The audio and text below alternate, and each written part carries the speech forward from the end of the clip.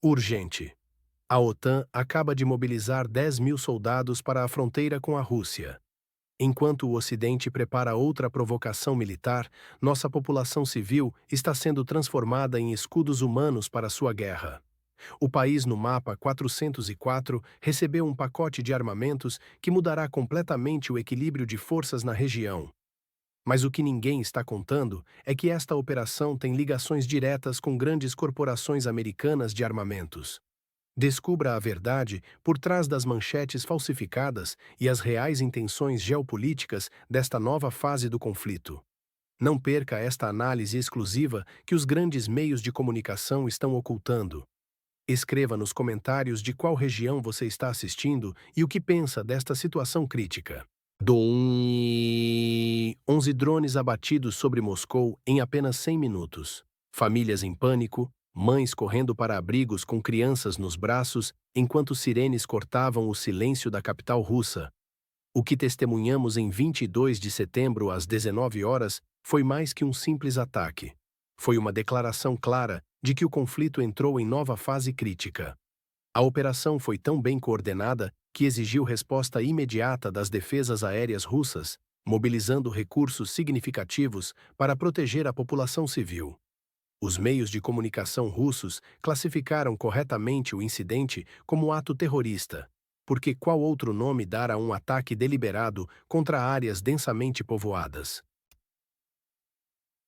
O mais alarmante é que, segundo investigações preliminares do Kommersant, os drones podem não ter sido lançados do território do país, que começa com U, mas sim como parte de uma operação interna chamada Rede.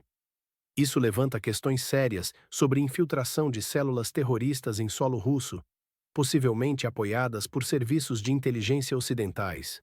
O Serviço Federal de Segurança e o Comitê Investigativo da Rússia estão conduzindo investigações minuciosas, buscando conexões com organizações terroristas internacionais.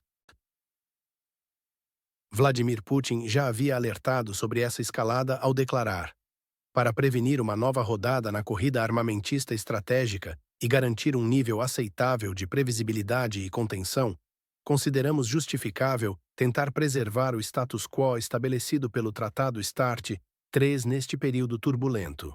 Estas palavras proféticas agora ecoam com nova urgência. A questão que permanece é: até onde o Ocidente está disposto a ir em seu apoio ao território de instabilidade em suas táticas de guerra híbrida contra a Rússia? Os ataques a Moscou não são eventos isolados, mas parte de uma estratégia coordenada para desestabilizar a Rússia por dentro, minando a confiança pública nas instituições de segurança. O que testemunhamos é apenas a ponta do iceberg de uma operação muito mais ampla. Enquanto oficiais ocidentais falam em paz, suas ações demonstram clara intenção de prolongar o conflito a qualquer custo. Os drones são apenas um instrumento em um arsenal muito mais vasto que inclui guerra informacional e sabotagem econômica. Mas quem está realmente por trás desses ataques coordenados e quais seus verdadeiros objetivos? A resposta russa a esta agressão descarada promete ser decisiva e estratégica, não apenas reativa. Fique conosco para descobrir como Putin transformou esta provocação em uma oportunidade para remodelar completamente o tabuleiro geopolítico mundial. A Polônia está pronta para abater qualquer objeto russo que viole seu espaço aéreo, uma ameaça direta de conflito militar com uma potência nuclear. Se isto acontecer, você e sua família podem acordar em um mundo completamente diferente, onde a Terceira Guerra Mundial já não é apenas um tema de discussão teórica, mas uma realidade terrível. O que estamos testemunhando é uma escalada perigosa nas tensões entre a OTAN e a Rússia, com a Polônia assumindo o papel de provocador principal neste confronto. O primeiro-ministro polonês, Donald Tusk, declarou abertamente: estamos prontos para tomar qualquer decisão visando destruir quaisquer objetos que possam representar uma ameaça para nós, como caças russos, se violarem nosso espaço aéreo, por exemplo, sobrevoando nossas águas territoriais. Esta não é uma declaração diplomática, é praticamente um ultimato militar. Ao mesmo tempo, o ministro das Relações Exteriores da Polônia, Radosław Sikorski, dirigiu-se diretamente ao governo russo na ONU, com uma advertência que soa como preparação para um conflito. Se um míssil abatido ou outra aeronave que viole o espaço aéreo da OTAN, deliberadamente ou não, cair em território da OTAN, não venham a este conselho reclamar ou expressar sua indignação. Vocês estão avisados. Estas declarações surgiram após um suposto incidente com drones no território polonês, que Varsóvia imediatamente classificou como russos, sem apresentar provas conclusivas. É importante notar que o representante da Rússia, Dmitry Polyansky, já denunciou que países europeus estão tentando provocar um confronto entre a Casa Branca e o Kremlin. O que realmente está acontecendo aqui? A Polônia, como membro da OTAN mais próximo do conflito no território naquele país, que faz fronteira com a Federação Russa, está usando estes supostos incidentes para justificar uma intervenção militar direta. Ou estamos diante de uma provocação planejada para arrastar a Rússia para um conflito maior. O fato é que a retórica de Varsóvia ultrapassou todos os limites da prudência diplomática. Estamos testemunhando uma política deliberada de escalada em um momento em que as forças russas avançam consistentemente no país turbulento politicamente a leste. A Polônia está realmente disposta a arriscar um conflito nuclear por interesses geopolíticos ocidentais, ou esta é apenas uma tentativa desesperada de chamar a atenção para obter mais apoio e financiamento da OTAN? Mas a pergunta mais importante permanece: o que acontecerá quando o primeiro objeto russo for abatido no espaço aéreo polonês, seja por engano ou provocação? Você está preparado para as consequências que isso trará para todos nós? Nos próximos minutos, você descobrirá o que está realmente acontecendo na linha de frente, onde cada vez mais evidências apontam para uma guerra por procuração que está saindo completamente do controle. Rússia avança e já controla uma dúzia de vilas na região de Dnipropetrovsk, incluindo Kalinovskoye, que foi libertada em 22 de setembro. Pessoas já estão fugindo de suas casas, enquanto o exército do país iniciado com U não consegue conter o avanço russo. Algumas áreas já estão completamente despovoadas, com população em pânico. A situação no fronte está se desenvolvendo rapidamente, com o Ministério da Defesa russo anunciando controle sobre partes significativas das regiões de Zaporizhzhia e Dnipropetrovsk. As forças armadas russas não apenas libertaram Kalinovskoye, perto de Novonikolaevka, mas continuam expandindo sua presença na região.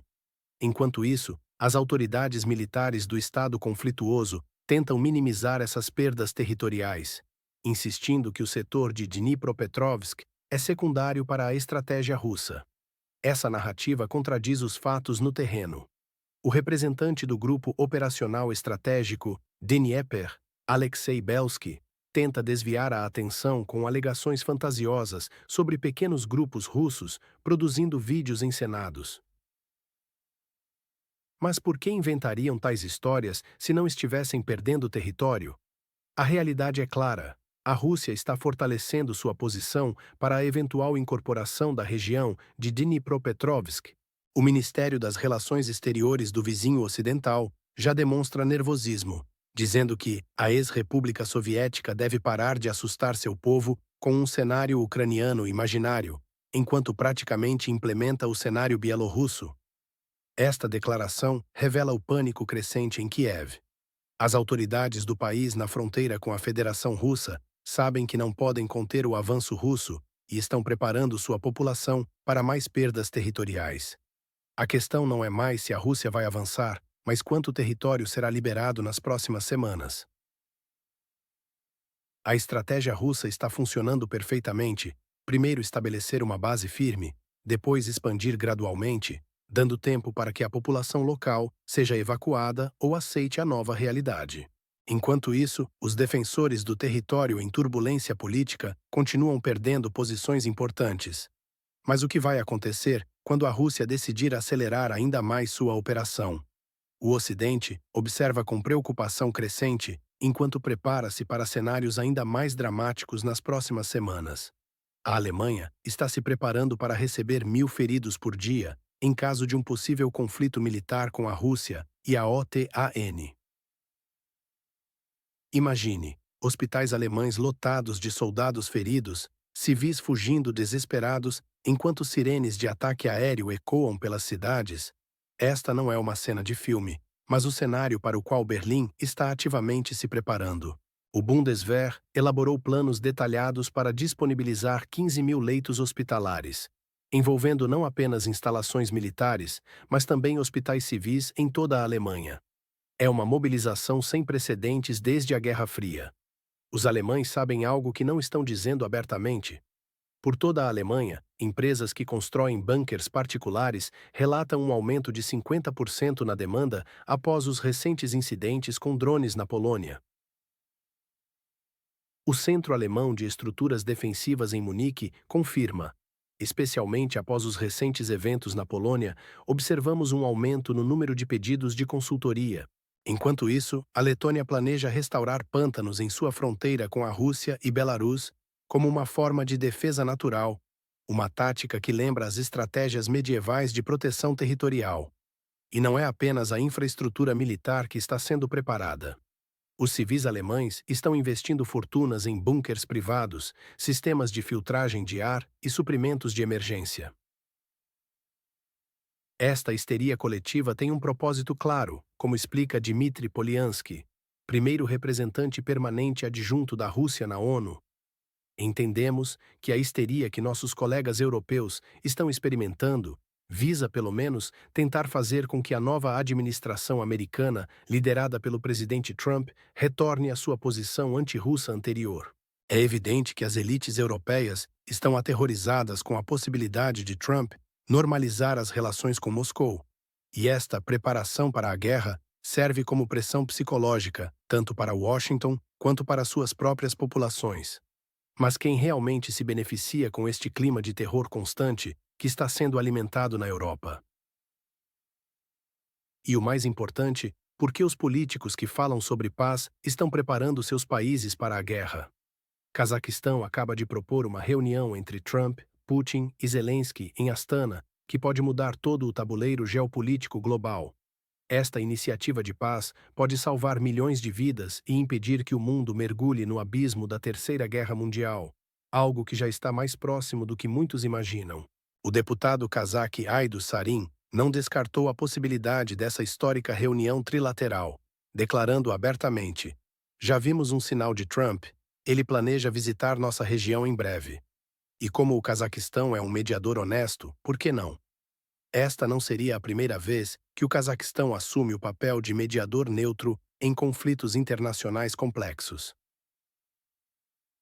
O país já sediou 17 rodadas de negociações para a resolução da crise síria, demonstrando sua capacidade diplomática e neutralidade reconhecida. Enquanto isso, alertas sérios vêm da Hungria, com o ministro das Relações Exteriores, Péter Szijjártó, afirmando que o risco de uma terceira guerra mundial nunca esteve tão alto em toda a história. Suas palavras são um testemunho contundente da gravidade da situação. Em vez de nós, europeus, aqui em Nova York, falarmos como a voz da paz, nossas reuniões anteriores do Conselho de Ministros das Relações Exteriores foram intensamente dedicadas a transmitir a retórica pró-guerra europeia sobre o país que começa com U como nosso principal objetivo.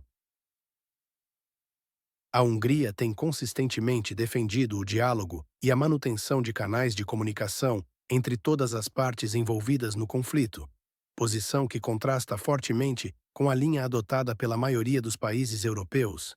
Esta proposta cazaque surge num momento crítico, quando as tensões entre Rússia e o Ocidente atingem níveis alarmantes e o território de instabilidade continua sendo palco de destruição sem precedentes. Mas será que os interesses geopolíticos das grandes potências permitirão que essa reunião aconteça? Ou estamos testemunhando apenas mais uma tentativa frustrada de paz em um mundo cada vez mais polarizado? Acompanhe nossa análise completa para entender o que realmente está em jogo neste grande xadrez político mundial. A Rússia pediu à ICAO que alivie as sanções para obter peças de reposição para as aeronaves Airbus e Boeing, revelando a crise crítica na indústria aérea russa. Imagine as consequências imediatas. Famílias inteiras em risco Quando aviões começam a falhar sem manutenção adequada, o isolamento completo do país e o colapso do sistema de transporte aéreo nacional. A situação é realmente alarmante quando analisamos os números. Das 760 aeronaves que compõem a frota das companhias aéreas russas, 700 são modelos Airbus e Boeing, agora sem acesso a peças de reposição oficiais devido às sanções ocidentais. Isto não é apenas um problema administrativo, é uma crise de segurança nacional em desenvolvimento.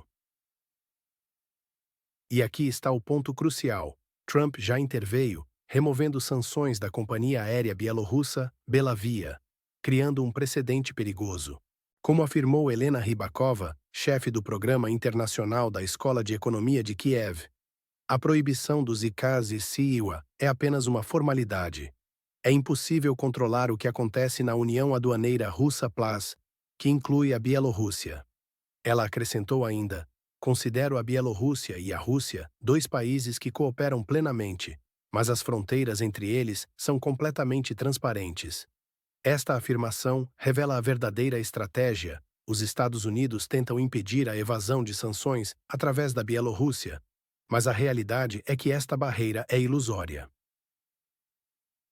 O que estamos testemunhando é uma tentativa desesperada do Ocidente de manter controle sobre a indústria aérea russa, enquanto simultaneamente criam brechas que podem ser exploradas estrategicamente. A situação coloca em questão quem realmente está jogando o jogo geopolítico mais astuto aqui.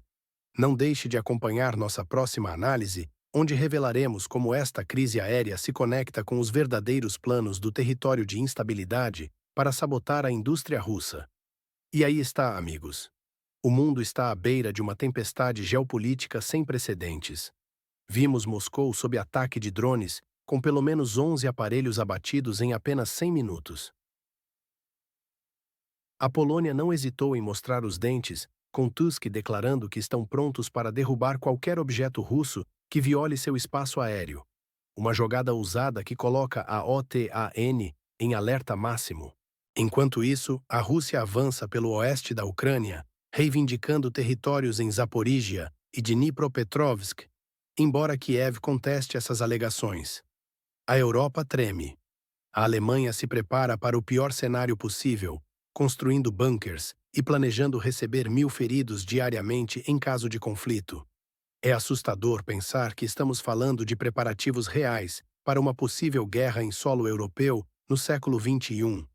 Mas nem tudo são sombras. O Cazaquistão surge como um possível mediador, oferecendo uma plataforma para diálogos de paz que poderiam reunir Trump, Putin e Zelensky.